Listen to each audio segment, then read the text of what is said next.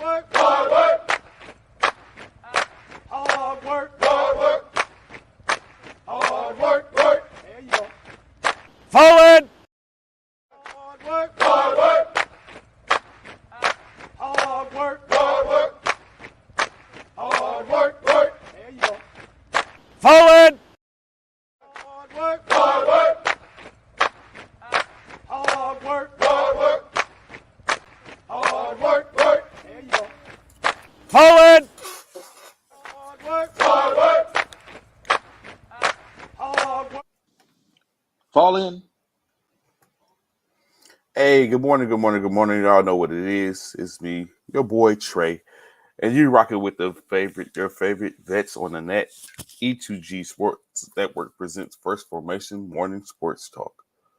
So, of course, come fall in with us as we get to talking about some of the wildest and craziest things that happened over the course of the last 24 hours or so, depending on what you've been looking at, what you're talking about in sports.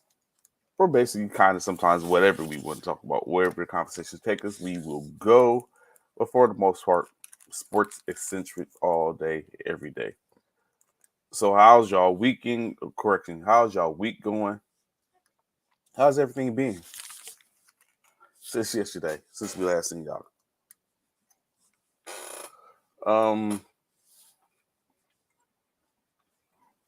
A lot to get into and talk about for the most part. In NBA, that huge slate of games you had yesterday didn't go as most would have thought it would. Unfortunate situations. Matter of fact, I think that's where I will start.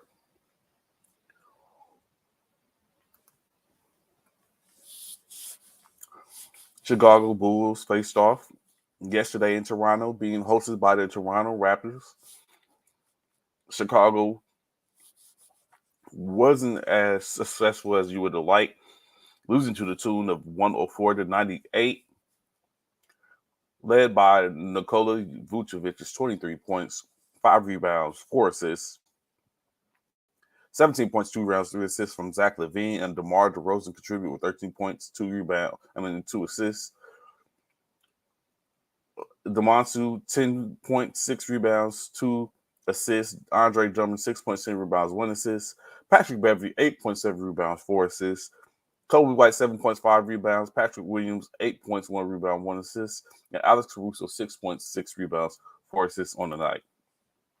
The Raptors was led by a steady stream of players in double figures. Pascal Siakam led the field with 20 points, 8 rebounds, and 3 assists, 17 points, 8 rebounds, 2 assists from OG Anunoby, 19 points, 5 rebounds, 1 assist from Gary Trent Jr., 11 points, 8 rebounds, 4 assists, Scotty Barnes, and 14 points, 3 rebounds, 2 assists from Jakob Poeltl. As Toronto was able to just take care of business, improving to 31-32, just one game below 500. The Bulls dropped to 28-34 as they continue to look to get their footing in the East. Toronto almost at 500. And what is a better version of what the NBA is going on over in the Eastern Conference. Of course, the Milwaukee Bucks were hosted by the Brooklyn Nets last night. They get the win. Giannis Antetokounmpo, 33 points, 15 rebounds, 4 assists, 18 points, 4 rebounds, 6 assists from Chris Middleton, 14 points, 3 rebounds, 8 assists from Drew Holiday, a double-double from Brook Lopez, 13 points, 10 rebounds, 1 assist. Javon Carter contributed with 11 points, 2 rebounds. Pat Connaughton, 5 points, 7 points from Grayson Allen, 6 points for Joe Ingles. Jay Crowder, 2 points, 2 rebounds, 2 assists. Bobby Porter, 6 points, 6 rebounds, 1 assist. Giannis Antetokounmpo, Myers Leonard, and AJ Green all contribute with a total of 3 points, 2 rebounds, 3 rebounds, and 2 assists on the night. For the Brooklyn Nets, they were led by Mikal Bridges, 31-point outing, 2 rebounds, 5 assists, 26 points for Spencer Dinwiddie to go along with 6 rebounds 8 assists. 19.7 rebounds, 1 assist from Cameron Johnson. Dorian Finney with 5 points, 2 points apiece from Cam Thomas and Day'Ron Sharp. 3 points apiece from David Duke and Drew Smith, but it wasn't enough as they take the L, losing 118 to 104 on the night. With that loss, the Bucks improved to 44-17, currently leading the East. That front runner, the Brooklyn Nets, dropped to 34-27. Another of the 10-game slate last night, the Washington Wizards just barely edge out the Atlanta Hawks with the score of 119 to 116. The Hawks was led by Trae Young's 31 points, 7 assists, and 2 rebounds, 13 points, 15 rebounds, 3 assists from Clinton Capella, and 15 points, 2 rebounds, 3 assists for DeJounte Murray. The Wizards' Heisman, of course, Bradley Beal, 37 points, 3 rebounds, 7 assists, 28 points, 3 rebounds, and 1 assist from Kyle Kuzma, and 13 points, 2 rebounds, 2 assists from Daniel Gafford in the winning effort. With that win, the Washington Wizards are 29-32, just 3 games below 500. The Hawks go to 500, not shabby, as we, of course, Quinn Snyder has taken over at the helm of that organization, and we may see a little bit of a turnaround for this Hawks team. But getting the L to start it out, but with just 30 games remaining, 20 games remaining, we can see what can happen in Atlanta, or even what Quinn can see what he's going to want to work on and get with the front office to see what he wants to try to bring to the Hawks organization. Of course, last night my beloved Lakers were hosted in Memphis, and it didn't go as planned. FedEx Forum, stand up. Memphis Grizzlies gets the W, winning 121 to 109, 37-23 on the year. Lakers fall to 29-33. Ja Morant triple-double with 39 points, 10 rebounds, 10 assists, 16 points apiece from Jarrett Jackson Jr. and Desmond Bane. Xavier Tillman contribute with 18 points, 11 rebounds, and 2 assists. 6 points apiece from Santi Aldama and Brandon Clark. Tyus Jones, 7 points, 1 rebound, 4 assists. Luke Kennard, 6 points, 1 rebound, 1 assist. Dylan Brooks, 7 points, 3 rebounds, 2 assists for the win. From the Lakers were led. Anthony Davis did his thing, 28 points, 19 rebounds. Dennis Schroeder, 10 points, 4 rebounds, 10 assists, 17 points, 2 rebounds, 7 assists from Austin Reeves. Lonnie Walker, the second scorer on the squad, 21 points, 4 rebounds, 1 assist. 9 points from Brian Hachimura. Wayne Gabriel, 6 points, 8 rebounds, 4 points from Vanderbilt, but 8 rebounds to boot. Troy Brown, 2 points, 3 rebounds. Lalik Beasley, 12 points, 3 rebounds, 2 assists, but it just wasn't enough. I know one thing when I look at this, of course, we know LeBron James is currently out. He is expected to be reevaluated on his foot injury in 2 weeks, in which, depending on where the Lakers are, most likely in those 2 weeks time frame, is what's going to be determined of seeing if it is even feasible for him to attempt to make an appearance at that time frame. We know D'Angelo Russell is currently out with an ankle injury that he sustained in the game versus Golden State when the first came back from the All-Star break. So currently we're Lakers without D'Angelo Russell and LeBron James, and due to take on some of the top tier competition in their conference, is going to probably be a hard uphill battle. But in any case, they're going to do it. They're going to have to do it. They got no choice. Maybe they come out smelling like roses in the case, but it yet to be seen. Of course, like I said, taking the L 121 to 109, and holding fast, seeing if they can get the business taken care of. The Sacramento Kings, on the other hand, do take care of business, winning by the score of 123-117 over the Oklahoma City Thunder. The Kings, led by their top three, 29 points, 9 rebounds, 3 assists from Harris and Barnes, still putting in that work. Domantas Sabonis, 22 points, 13 rebounds, and 9 assists. And Kevin Huerter, 4 rebounds, 9 assists, 20 points in his effort. For the Thunder, they were led by Jalen Williams, 27 points, 5 rebounds, 8 assists, 21 points, 8 rebounds, 2 assists from Dario Saric, and 11 points apiece from Kenrick Williams and Lou Dort. Also, 3 rebounds, 2 assists for Dort. Kendrick with 4 rebounds to help try to soften the blow as Sacramento gets the W 123-117. Improves with the 36-25 on the year as Oklahoma City drops to 28-33. Who else did we have in play last night? Let's go with the Spurs. The San Antonio Spurs pull up to Utah like, yo, what's good? Getting the dub, 8-point W, winning 102-94. The Spurs, with that win, improved to 15-47. Hey, every small step counts. Dropping the Utah Jazz to 31-32, just one game under 500. The Spurs were led by Keldon Johnson's 25 points, 4 rebounds, 3 assists, as Johnson continues to be the engine that drives the Spurs. Doug McDermott, 19 points, 3 rebounds, 13 points, 6 rebounds, 6 assists from Jeremy Socon, 9 points from Blake Wesley, 7 and 10 from Charles Bassey, Devontae Graham, 12 points, 1 rebound, 1 assist for the Utah Jazz, actually, who are doing serviceably well. I think when you look at it compared to when you have an understanding of where they're at, where their team is, and what they've lost. Laurie Markkanen, 28 points, 10 rebounds, 1 assist. 16 points, 3 rebounds, 3 assists from Talen Horton-Tucker. Walker Kessler with 10 points, 15 rebounds, 2 assists on the night. But no win in sight. Unfortunate situation. It's funny how the tables turn. But, of course, like I said, again, there's very, at this point, a playoff team if the playoffs was to start today.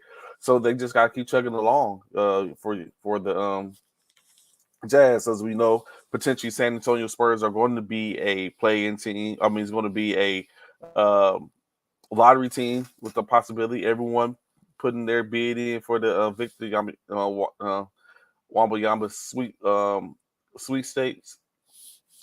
We'll see how that goes. San Antonio currently at the bottom of that at the bottom of the barrel of the league, but that puts them definitely in play for that player. We'll see if they what they end up pulling. Of course, the Timberwolves were hosted by the Los Angeles Clippers at Crypto.com Arena, in which only one can be victorious. Let me rattle this off first, and we'll see who came out victorious if you didn't know already. The Timberwolves led by J.D. McDaniels, 20 points, 6 rebounds, and 2 assists. A double-double from Kyle Anderson, 12 points, 10 rebounds, 3 assists. 12 points, 8 rebounds, 2 assists from Naz Reid. 18 points, 4 rebounds, 3 assists from Anthony Edwards. 10 points, 1 rebound, Teron Prince. Jordan McLaughlin contributed with 9 points, 3 rebounds, 1 assist. 16.7 rebounds for Rudy Gobert. And Anthony Edwards contributed 18 points, 3 rebounds, 3 assists. For the Clippers, led by Paul George's 25.6 rebounds, 3 assists. Kawhi Leonard contributed, added 23 points, 5 rebounds, 5 assists. Russell Westbrook, 14 points, 7 rebounds, 10 assists with a double-double on the night. Norman Powell, 13 points, 1 rebound, 2 assists. 12 points from Ivica Zubac. Mason Plumlee, 5 points, 9 rebounds. Eric Gordon, that's 1 rebound. Marcus Morris, the senior, 3 points, 2 points, 3 rebounds. All in a losing effort for the Clippers as they fall to the Timberwolves by the score of 108-101. With the win, both teams still remain in the positive.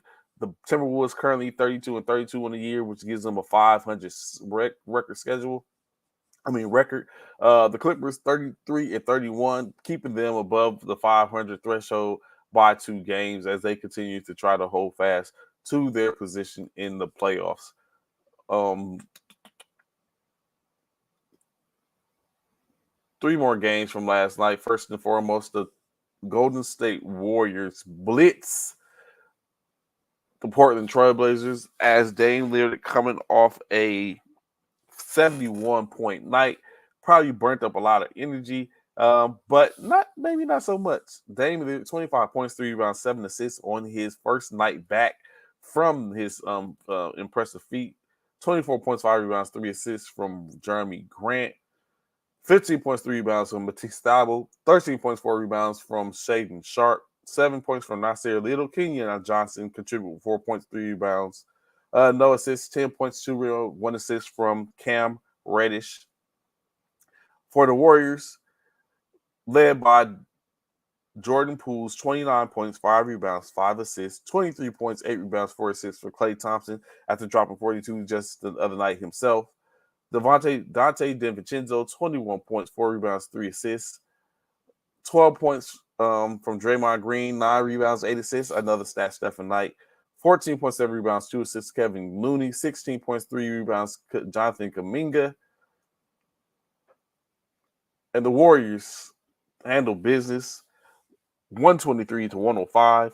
2 games above 500 with the win for the Warriors. Just 3 games below 500 for the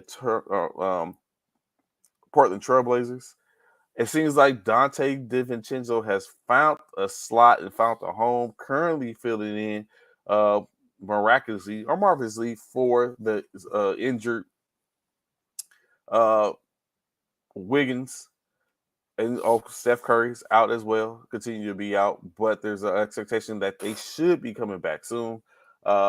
Maybe the sooner the better to help the Golden State to continue to hold on.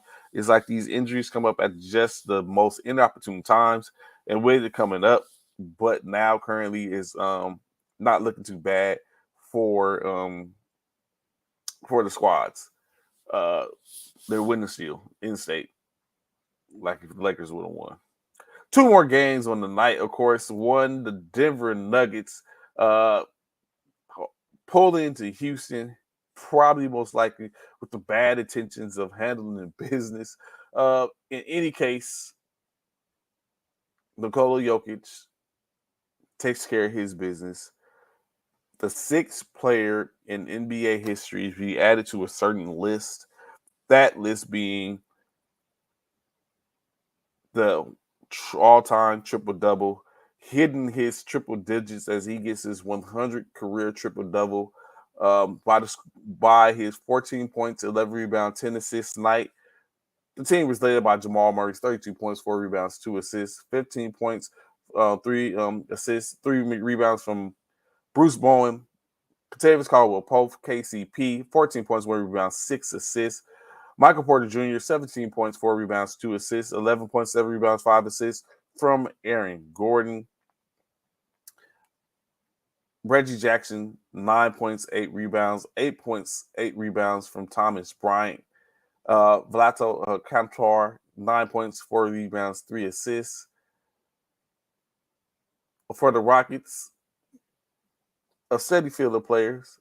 17 points apiece from Tari Eason and Jalen Green, 11 points from Josh Christopher, 15 points, 3 rebounds, 2 assists from Kenyon Martin Jr., 8.6 rounds, 1 assist from Jabari Smith Jr., 14 points from Dashin Nix, 5 assists to go along with that, 11 points, 4 rebounds, 3 assists from Josh Christopher, but it was not enough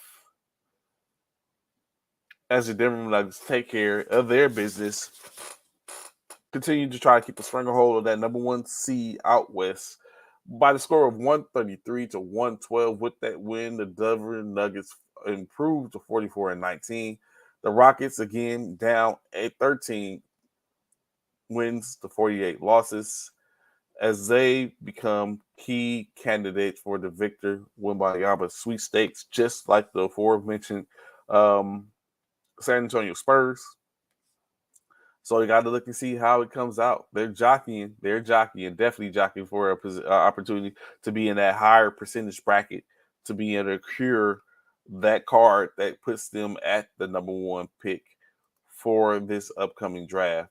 And last but not least, last of the 10-game slate, the Dallas Mavericks. Yet again, hosted the Indiana Pacers with yet again, another loss. What happened to all the glitz and the glamour of putting together players of the caliber of Luka Doncic and Kyrie Irving? Is this a bad pairing? Why is it not possible for them to get? Was it not enough at in-state? The Pacers, led by Tyrese Halliburton's 32.7 rebounds and 1 assist. Miles Turner, 24.7 rebounds, 1 assist. 16 points, 3 rebounds, 1 assist from Jordan Nwora. 14 points, 1 rebound, 1 assist from Aaron Nesmith. 10 points, 5 rebounds, 4 assists from Buddy Hield. Benedict Mathurin, 6 points, 4 rebounds, 1 assist. 11 points, 9 rebounds, 1 assist from Jalen Smith. Chris Duarte, 1 assist. TJ McConnell, 4 assists, 8 points, and 2 rebounds. For the Mavericks, Luka Doncic, 39 points, 8 rebounds, 6 assists. Kyrie Irving contributed with 16 points, 5 rebounds, 9 assists. 14 points, 3 rebounds, 2 assists from Reggie Bullock.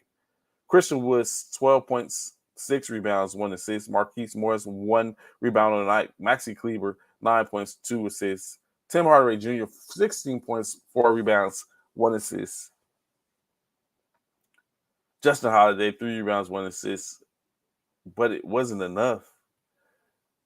With the Pacers just edging out the embattled Dallas Mavericks by the score of 124 to 122. With that loss, the Dallas Mavericks remain just 1 game above 500 at 32 and 31. The Pacers are keeping pace, trying to hold on, trying to get their way back into it. They currently stand at 28 and 35 on the year. In those standings, of course, the Pacers currently sitting at the 12th spot.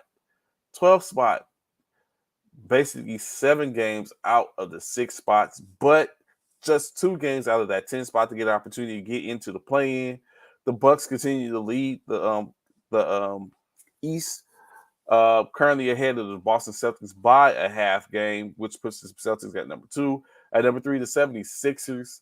At number 4, the Cleveland Cavaliers. At 5, the New York Knicks. Currently, the Brooklyn Nets sit at number 6, with the last other 3 teams outside of with the last 4 teams in the play-in, particularly for the East, being the Miami Heat, the Atlanta Hawks, the Toronto Raptors, and the Washington Wizards. On the other side of the spectrum, in the Western Conference, of course, you have the Denver Nuggets holding it down, just 5.5 games above the Memphis Grizzlies for the number 1 spot. Behind the Memphis Grizzlies, the Kings fall in at the number 3. At number 4, the Phoenix Suns, as they look to get Kevin Durant back tonight in their game. We'll talk about that shortly. Los Angeles Clippers at number 5. At number 6, the Warriors have climbed the mountain. The Warriors was down in the bottom of the Southern in the West with the Lakers, and yet here they are at the 6th spot.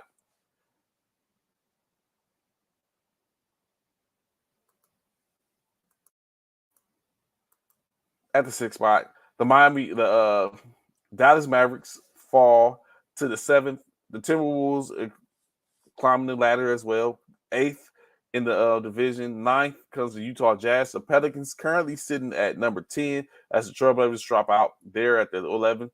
The Lakers still have an opportunity to have a chance, just sitting back 1 game behind the Pelicans for the 10th spot. And 2.5 games behind the Golden State Warriors for the 6th spot. All they got to do is right the ship, and they'll be in there. Very, very, very tight race in the West for the most part. the Spurs, the only team that's out there, sitting at 28 and a half games out of first place. Even to catch, let's say, just the Lakers in itself, they're still 14 games behind them. It's not looking too good. You could almost say the only team that doesn't have a shot at this point, statistically, would be the San Antonio Spurs. Tonight's game, of course, let's see what we're rocking with tonight. 9 games on the slate. The Hornets to host the Phoenix Suns. Detroit Pistons to host the Chicago Bulls. The Miami Heat hosting the Philadelphia 76ers. The Brooklyn Nets to host, the New York Knicks to host their crosstown rivals, Brooklyn Nets. The Boston Celtics holding up the home front for the Cleveland Cavaliers. The Milwaukee Bucks to battle with the hot and young youthful squad in Orlando. They'll be falling in Milwaukee. The Houston Rockets to host the Memphis Grizzlies after the Grizzlies take care of business in LA. At home versus the Lakers. The Portland Trailblazers on deck to face off against the New Orleans Pelicans, and the Los Angeles Lakers walk into Oklahoma City to battle the Oklahoma City Thunder. Of course, when you look at it, if LA can get the win and the Trailblazers can knock off the Pelicans, it would do a great justice. It would give LA an opportunity to jump the Pelicans in the 11th spot as the Trailblazers move into the 10th spot, and the Pelicans will fall out of that spot. So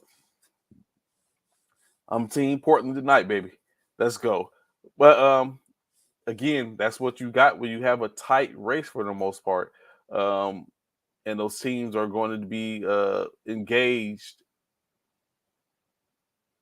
highly engaged in it. So, of course, like I said, first game of the night, 6 o'clock game, the Phoenix Suns will be doing battle with the Charlotte Hornets, an easy tune-up game soon, presumably, for the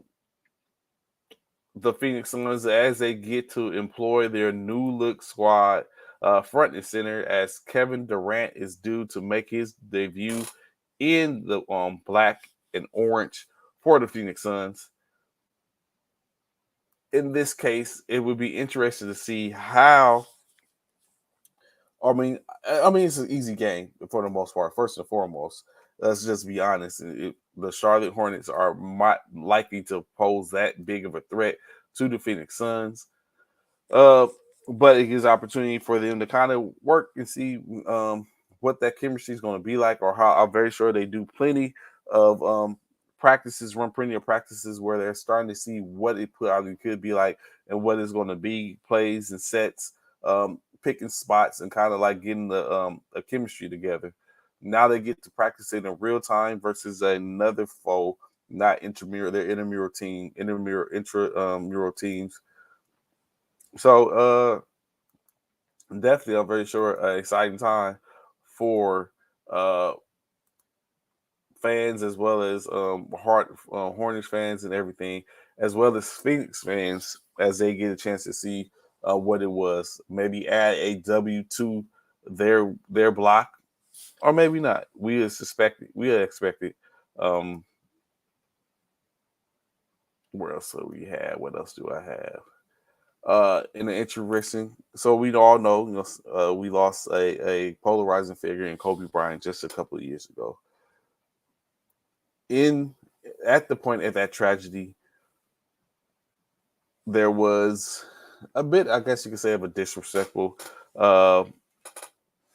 situation that took place, in which some of the first responders or individuals in the area took pictures of photos from the crash, at said site, in which those, what was it, 7 people lost their life. 2 of those being Kobe Bryant and uh, Gigi Bryant, his daughter. And Kobe Bryant's wife, Vanessa Bryant,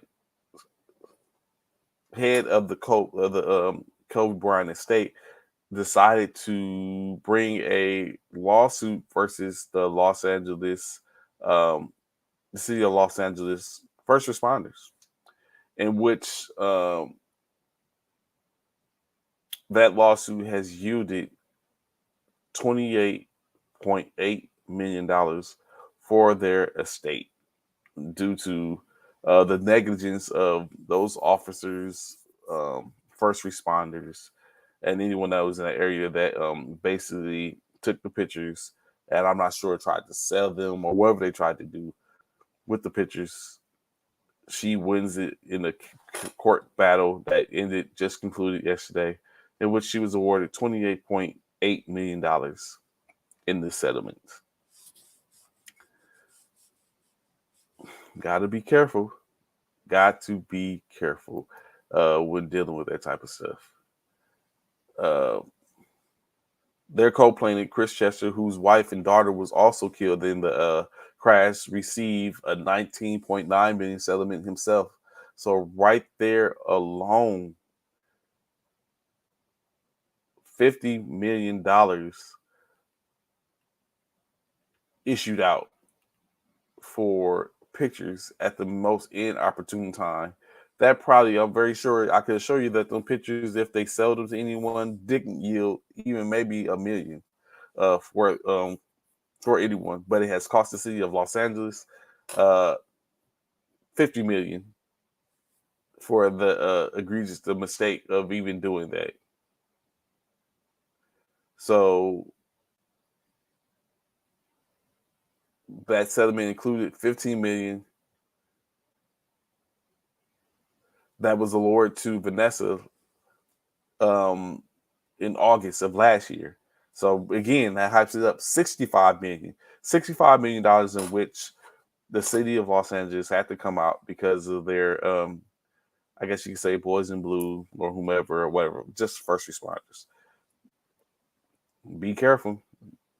I know you're saying we're in a day and age of uh social media and things and stuff like that. If you're in these opportunities in these areas, just be cognizant of what you're doing, who you affect. Because in state is Vanessa Bryant looked at the fact of having those pictures and putting them out as pictures that her family, her daughters, her young daughters had to had to see with their brother and sister. I mean, with the father and sister strewn across a countryside, a hill, people that they probably had at their home and know to see that.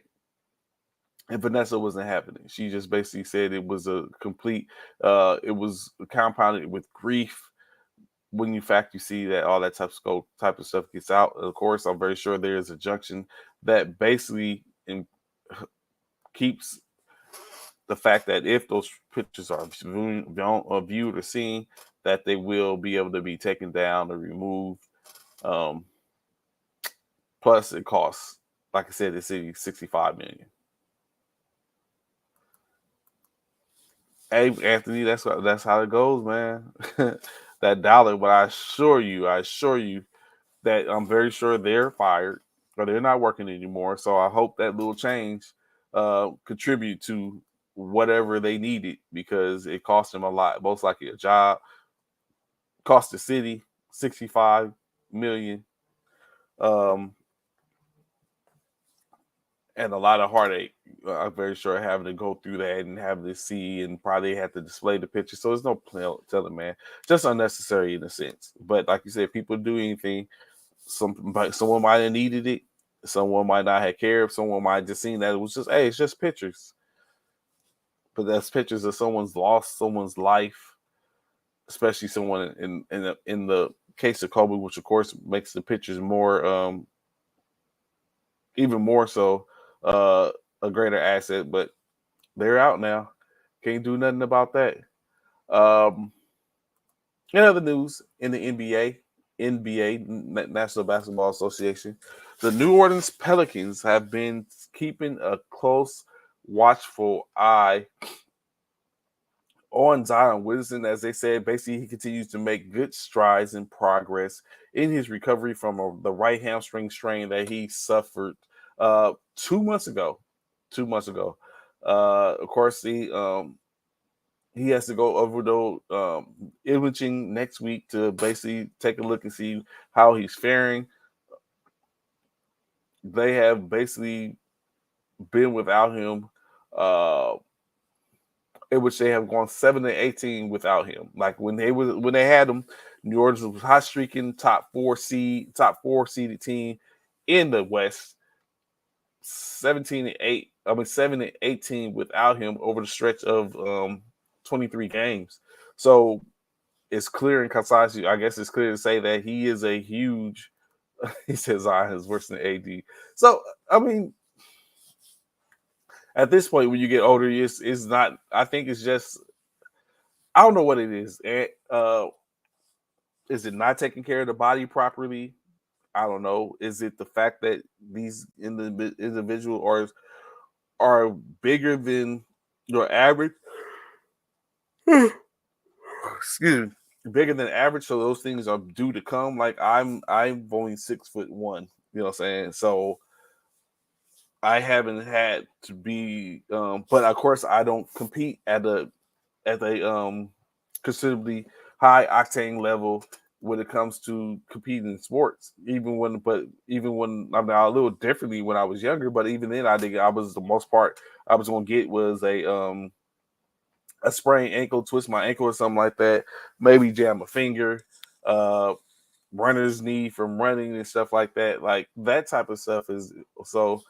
I wonder what it is. Of course, they're not saying what the injury is for LeBron, but we did see the injury for LeBron. It's like almost looks like it was nothing, and then for him to come up and now he's out potentially 2 weeks, 3 to 4 weeks. Um, I don't know. Uh, During this stretch, I would think the New Orleans training staff would teach Zion how to jump, or even any of them.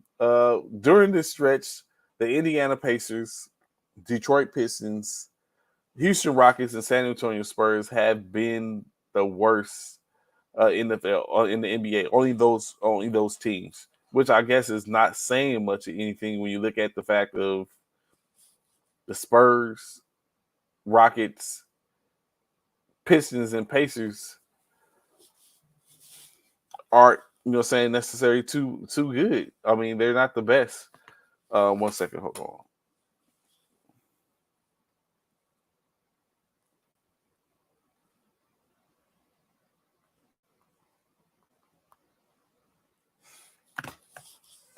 The Pelicans, of course, on Tuesday updated the status of the forward Larry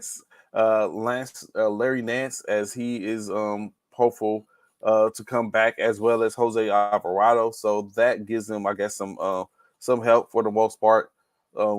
Lance suffered a left ankle sprain against New York on Saturday, but he's back in the fray. And Alvarado basically had um, a stressor in his right tibia on versus the Orlando Magic the other night, and he is looking to come back. So both of them should be tapped in and ready to go against the Portland Trailblazers, giving them a little more firepower. But of course, still they will be without um, Zion Williamson. Um,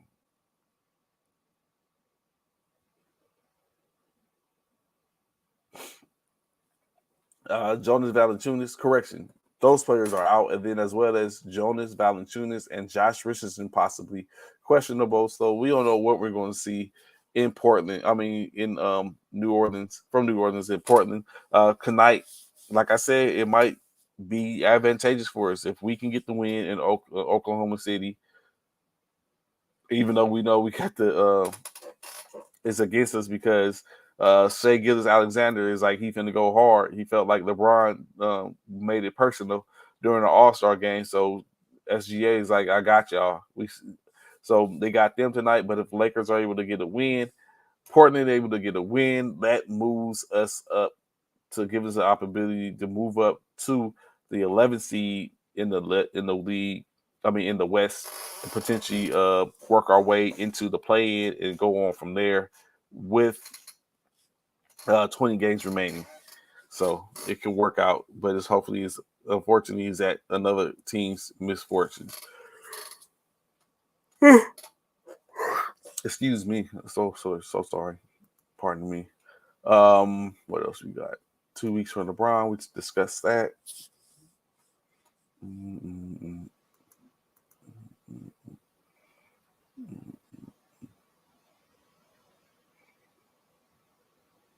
Oh wow.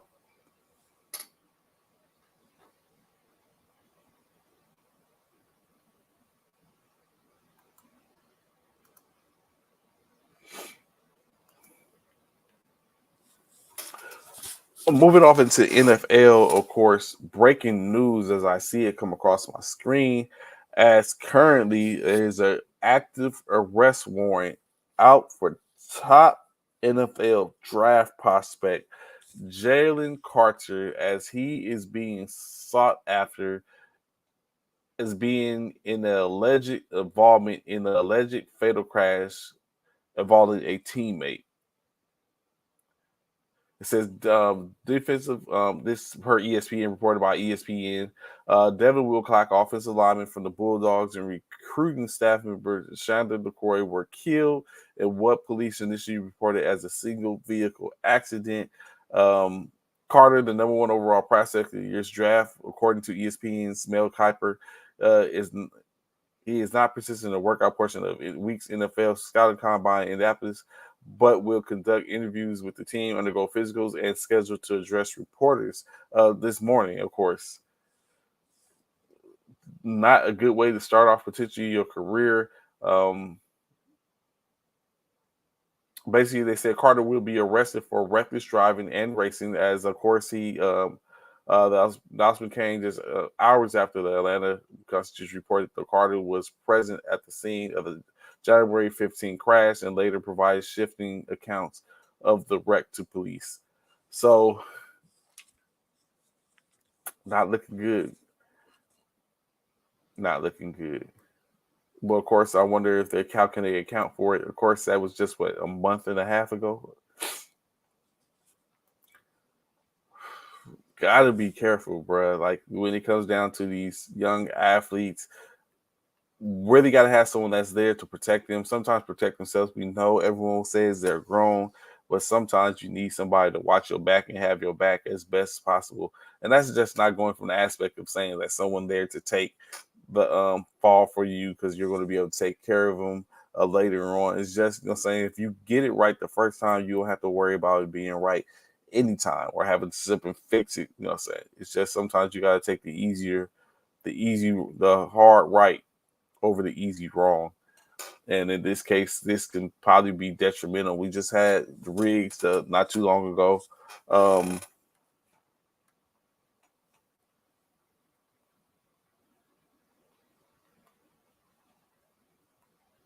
One second, I'm sorry.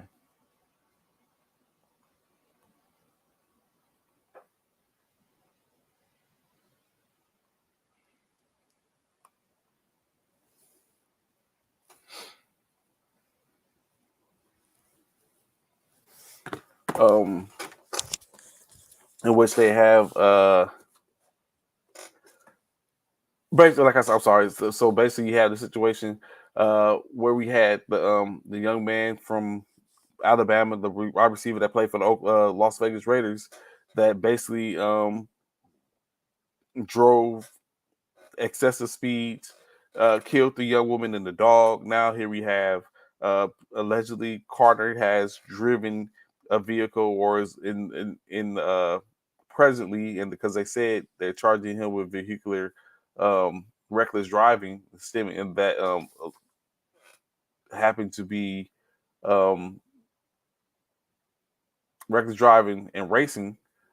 Initially, it was a single car vehicle accident, so that means someone was driving. I'm presuming that it was Carter that was driving, in which the offensive line coach and offensive lineman, recruiting staff member, and offensive lineman was killed. So now you have that. It's unfortunate, but of course we will continue to watch and see how the breaking story unfolds as it goes forth. As everyone currently is in uh, Atlanta. So I'm very sure once he gets back, then he's going to be turned in because he's currently at the combine doing his thing. So once he gets finished with the combine, of course, like I said, doing all the things, the physicals, and asking questions, which now is definitely going to be a topic. And now he could basically his draft stock can take a hit unless he is cleared and absolved of all charges. Then he's going to take a hit because they're going to wonder. No one's going to spend that probably unless someone's willing to spend a number one draft pick on a player that potentially is not going to be there. So this is a crazy turn. Like this is going to completely and utterly affect um, some drafting in his career potentially and his draft stock. Other news yesterday, we just happened to be talking about it, but yesterday evening, so it happened. Leonard Fournette released by the Buccaneers, the Tampa Bay Buccaneers. Uh, we know Leonard Fournette contributed greatly to the last championship in which the Buccaneers basically were able to get in Super Bowl 50, 55. I'm sorry. Um, just before the March 15th start date of the league year. So it gives him an opportunity to probably get on and be looked at to talk to some teams. So when the league year starts, 14 days from now, he can be talked to, sought after, and signed onto a new squad. Go ahead and make moves and get to it. Last offseason, of course, he was signed to a 3-year deal, 27 million, 21 million, with the possibility to earn 24 million in incentives. But now, when you look at it, they would have been projected over 55 million over the cap.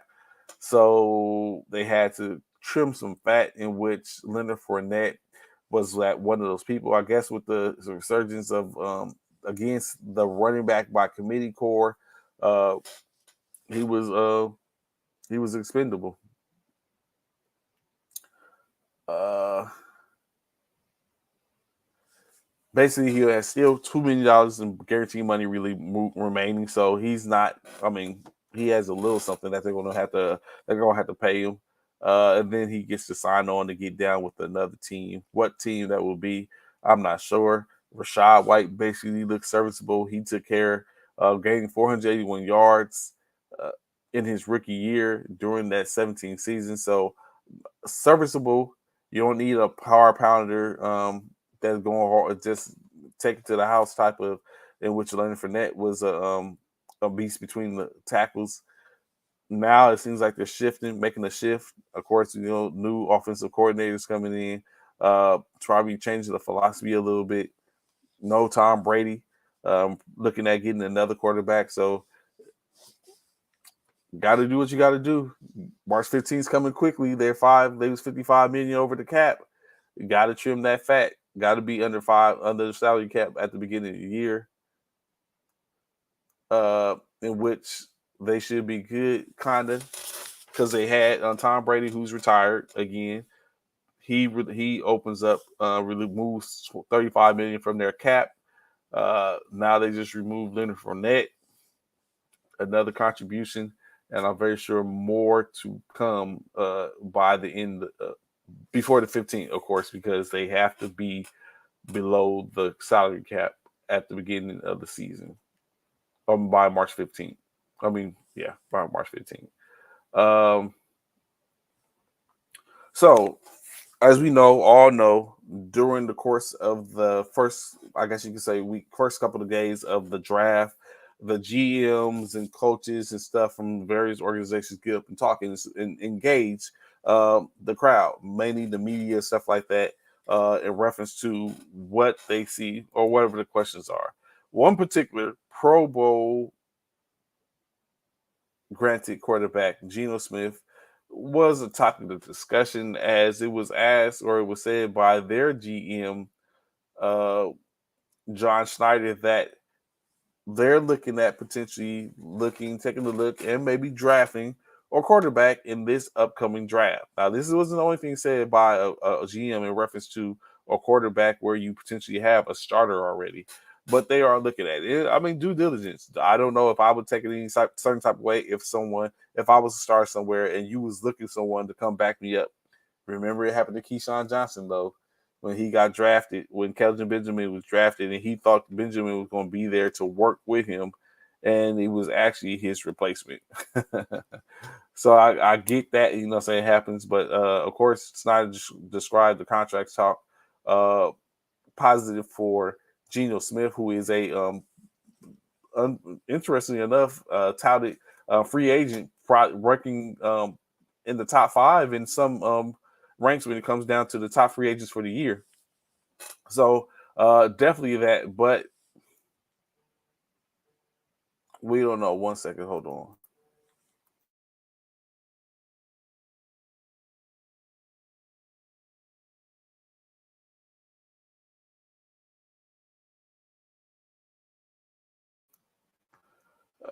So yeah, I guess it's good to be wanted. Geno's going to be. I wonder, will Geno be sought after anyone else besides the Seahawks? In any case, when you look at it, Geno Smith has been around the league for a little, and he's always been a person that's seen as a backup until, I guess you could say, until he was able. What's good, Coach Kyle? What's going on, brother? Glad to have information this morning. He was good and active and serving in different roles across the NFL until Russell Wilson left, and that pushed him, throttled him, propelled him into the starting position, which he did well in. But of course, he wasn't up against any true competition against Drew Lock, as it was seen once Drew Lock was able to get back there and get some playing time during the offseason. So that solidified his position. He came out scorching in winning the comeback player of the year. So maybe it's solidified, but they are taking a look and seeing what is going on with that, say, considering drafting a QB during this draft, which there's probably some good QBs out there, but obviously, seemingly, Geno is not probably perceived as the QB of the future for the Seahawks. Let me see what else we got. All NFL, plenty of talking in the NFL for the most part. The combine starts tomorrow, actually.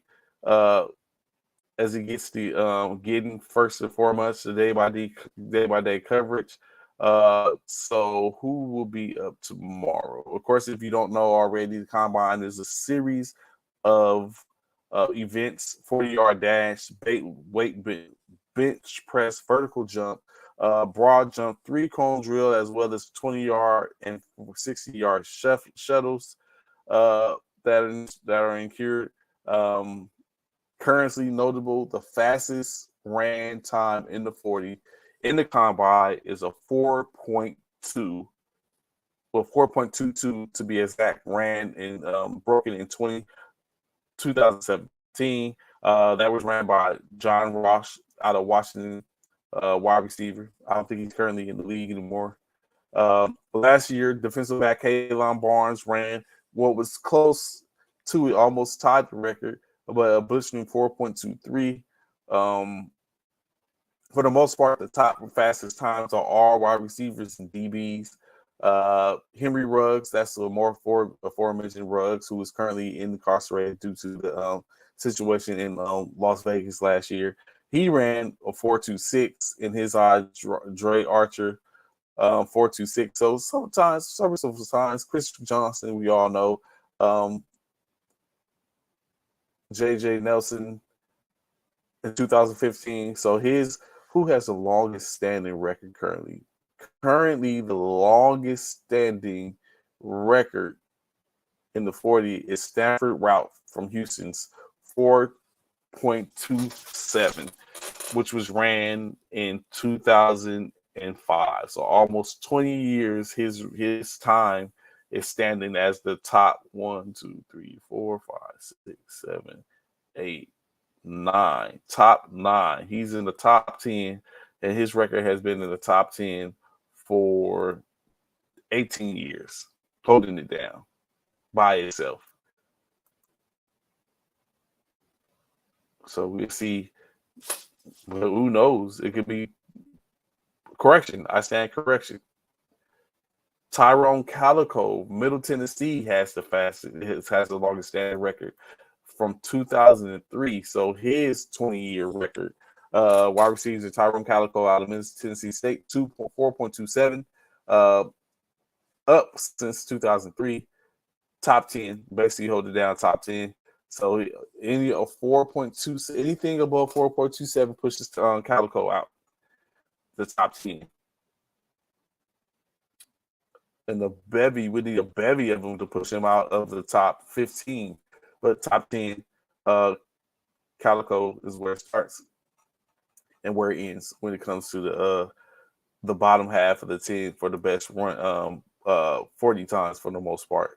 But like I was saying, it gets started today. Tomorrow is all getting in. We get to start seeing first starting off with the defensive linemen and linebackers at tomorrow at 3 p.m. or 2 p.m. Central Standard Time. You get to see DLs and linebackers go through the skills, those combine challenges. Then on the 3rd, we'll see the DBs, place kickers, and special team players get into it. On Saturday, quarterbacks, wide receivers, and tight ends. And then lastly, on Sunday, from 1 p.m. to 8 p.m., or correction, 12 to 7. Lastly, the offensive linemen and running backs will be next up in during that 4-day scan. So of course I'll very sure tapping in NFL.com, NFL Network to be able to catch any of that or all of that for the most part. Where else have we got? Where?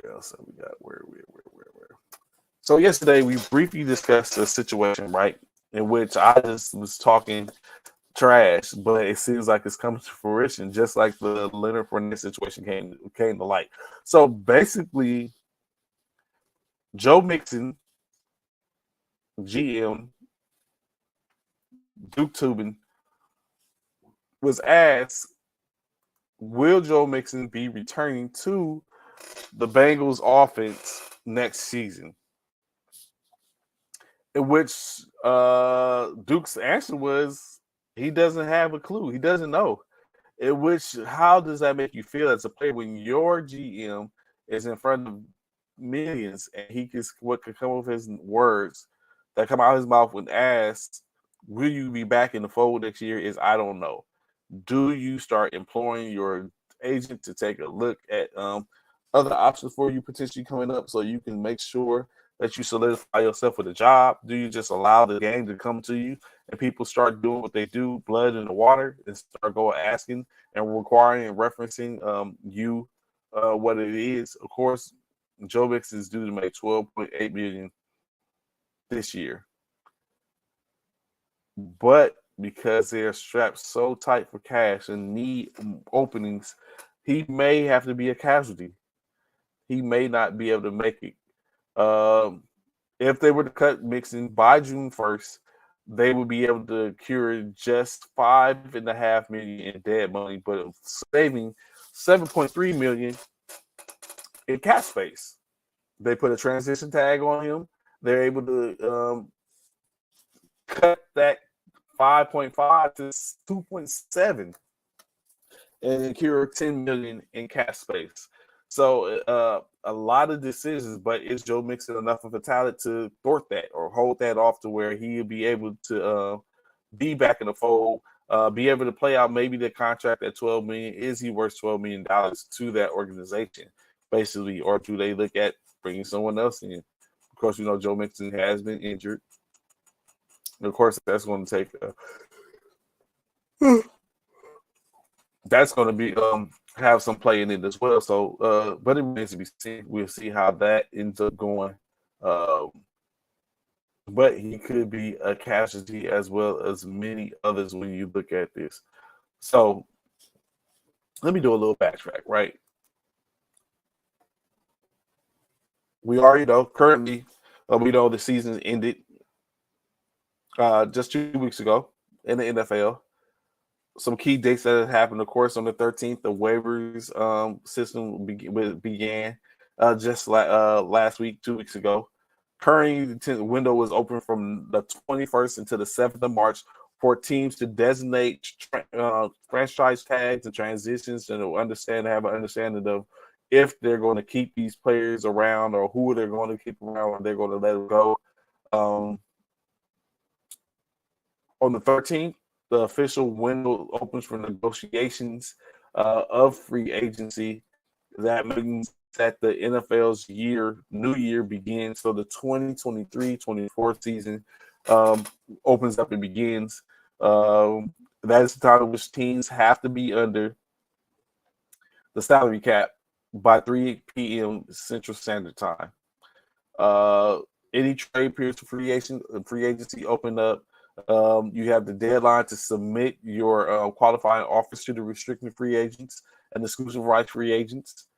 Um, and then teams have to exercise their contract options for 2023. So if someone's open has a contract option, they have to be executed by the 15th of March. Additionally, on in April, any team that has a new head coach is able to start practice a week, 2 weeks prior to the other teams that are coming with the same coach that they had the year previously. The last day for free agents to be signed will be April 21st. So basically a month's time frame for them to sign free agents and pick up these free agents out there um, before they are able to get back on rosters and sign. By May 1st, the deadline, they have to exercise the 5th-year options on the players that were drafted in 2020. So which I think we're going to talk about. I have those players, a list of players that potentially could be exercised in 2024. And then, of course, the deadline for teams to tag players to sign multi-contracts will be July 17th. If that doesn't happen, then we're going to have to wait. So all that constantly moving to restricted free agents that are out there for 2023. Of course, quarterback Tyler Huntley, which is going to really play a part in, I'm sure, what's going on with Lamar Jackson. But Huntley is basically going to be a restricted free agent. PJ Walker for the Panthers, James Robinson for the Jets, Nick Westbrook icon for the Titans, Marquez Callaway for the Saints, Tawan Johnson for the Saints, Terrence Steele for the Cowboys, inside defensive lineman Tyler Tart for the Titans, Miles Harrisford for the Panthers, Dwayne Jackson, and Ryan Neal for the Seahawks are all notable free agents, which potentially can be bidded for or put on notice that someone's looking to grab you, but we're not going to let you go. You get paid. Will the Ravens pay a pretty penny to keep Huntley in the system? Do they let him go? Do they let him go in reference to thinking about keeping or holding on to Huntley and let Mawar walk and with that money that will come with him? We don't know. No future price free agents. Of course, Craig Reynolds from Detroit Lions, Michael Jackson Sr. for the Seahawks, Greg Dortch from the Carolina Cardinals. Arizona Cardinals. And lastly, Jawan Jennings from the San Francisco 49ers, which I think Jennings is going to get a little something. I think we're going to take care of Jennings, possibly.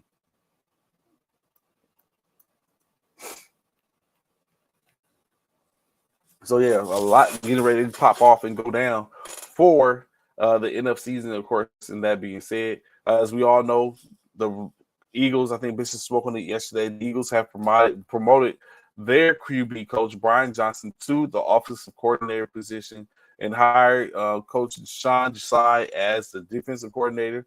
So, of course, the organizations get back to the swing of things, getting their coordinators taken care of. As we know, uh,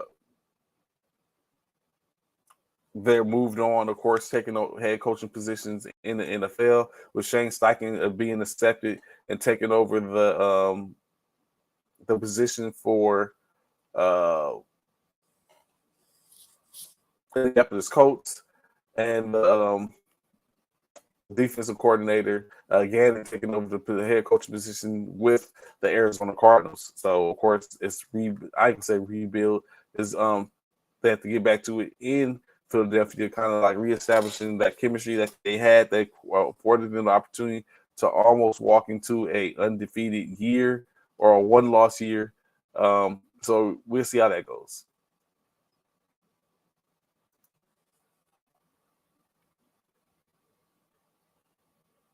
We all know Marcus Mariota was released from the Atlanta Falcons. Coach Leslie Frazier takes a step back a whole year. And will not coach for the Buffalo Bills. He is currently the defensive coordinator. Damar Hamlin, of course, we know Damar Hamlin, who suffered a cardiac arrest on the field this year.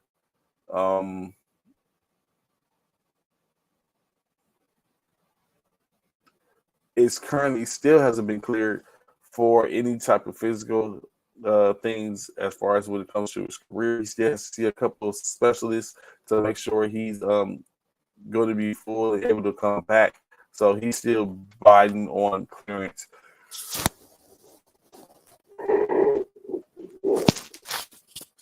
Excuse me, I'm so sorry. Excuse me.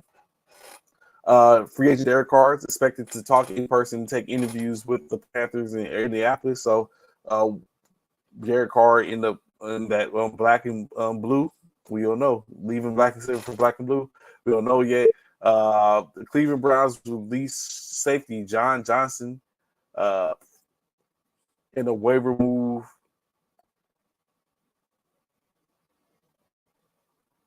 Tony Pollard, we know, was out for a leg injury, and Barry Terrence still both out. They're expected to be ready by training camp. So basically, they're in 2 months. 2 months, they're ready to go.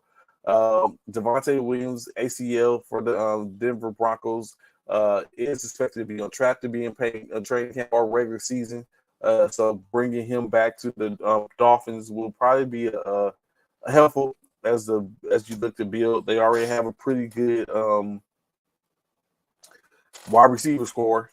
Now you add Sean Payton along with his staff. I'm very sure they're looking to get Javante back into the fold. Jamie Garati will be promoted pass assistant quarterback coach due to the fact that Matt Nagy has been promoted to the offensive coordinator. So he's back in his old position, which he left to go pick up the head coach position in Chicago. That's what allowed Eric Bieniemy to become the head coach. The offensive coordinator in Kansas City.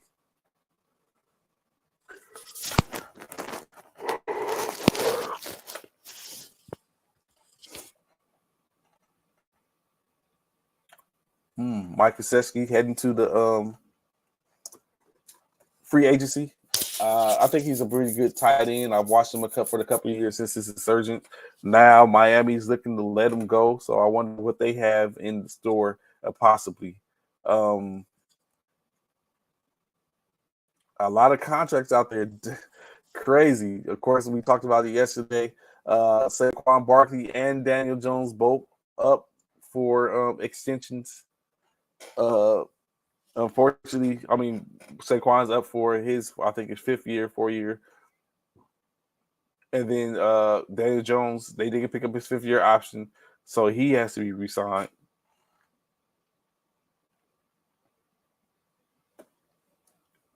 Derek Carr to speak with them as well, the Jets.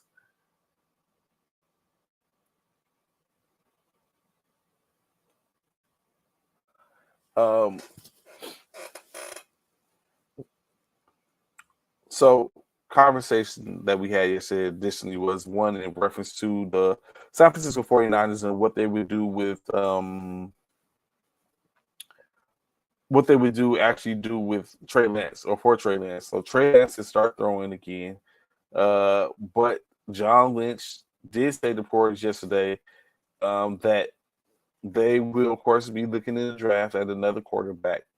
As you see, the situation that happened this past year, Trey Lance goes down, Jimmy Garoppolo's inserted. Jimmy Garoppolo goes down. Brock Purdy's inserted. Brock Purdy goes down at the most inopportune time. And what do? They have to bring in a emergency quarterback that had been sitting in the practice squad for a while, in Josh Johnson, which he didn't fare well at all. So maybe the idea is for them to be able to carry or start carrying more quarterbacks and potentially stash them, I guess, to make it a good system, or try to be able to fortify that and thwart what happened this past year. So more to come on that.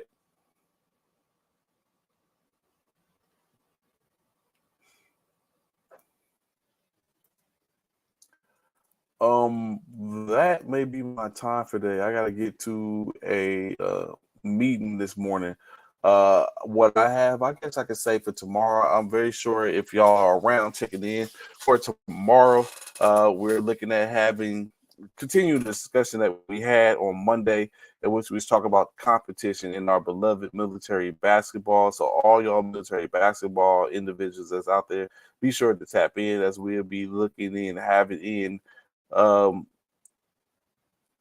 top tier players in the MLB, in the NBA, or those that talked about, to where they can give their perspective when it comes down to the competition aspect of what people are doing, what they're saying.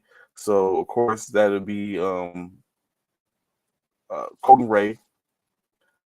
That's down in well, I'm not gonna say where they are. They can say where they are, but of course it would be Colton Ray, Deontay Claiborne, James Lewis, and Tyron Major, Johnny Bryant will be in on the show tomorrow to talk about, from the players' perspective, what they think about the competition, hooking up with one another, and all this other type of stuff. We'll also get into their state of the military basketball as they see it as vets in this game. So it should be a pretty interesting topic. I'm very sure they all have different views in from the standpoint. So it'll be interesting to see. Of course, like I said, early hour out, but it's all good. It's the hump day. So I hope y'all enjoy your day today. Y'all get out there and take care of the business which pays you. Um, be safe, be blessed, and I'll see y'all tomorrow. It's your boy Trey. I'm out. Peace.